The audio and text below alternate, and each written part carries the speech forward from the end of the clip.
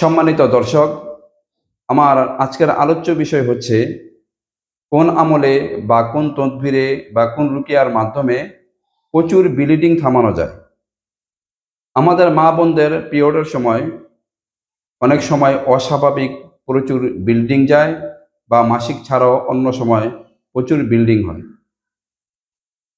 চিকিৎসা বিজ্ঞানে এর ইটিওলজি কারণ পরিণত হয়েছে হরমোনের ভারসাম্যহীনতা, বিশেষ করে ডিম্ব স্ফটনে সমস্যা হলে, জরায়ুর ফাইব্রয়েড বা পলিপ, এডেনোমায়াসিস, থাইরয়েডের সমস্যা, পিসিওএস, জরায়ু মুখের কিছু সংক্রমণ সমস্যা, রক্ত জমাট বাঁধার সমস্যা বা কিছু ওষুধের পার্শ্ব প্রক্রিয়া,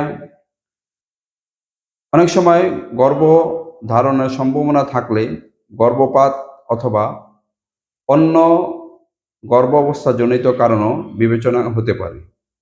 চিকিৎসা বিজ্ঞানে যাই হোক না কেন, ইনশাল্লাহ আপনি যদি এই আমলটা করেন তাহলে অবশ্যই ব্লিডিং থেমে যাবে এবং কোনো খারাপ আশঙ্কা থাকলে সেটাও দূর হয়ে যাবে।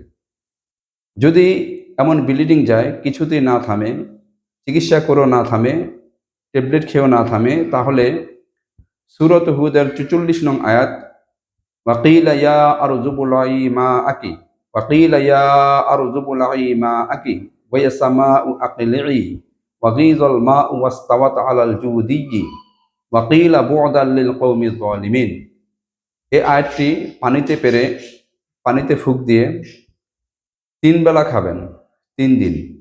ইনশাআল্লাহ প্রথম দিন থেকেই ব্লিডিং থামতে থাকবে। যদি এতেও কার্যকর না হয় তাহলে আরও উচ্চাঙ্গের চিকিৎসার জন্য, বিশেষ করলে যদি উড সার্কল অর্থাৎ কাঠ কয়লার উপর দম করে এটা খেতে পারেন তাহলে অবশ্যই 100% কাজ হবে।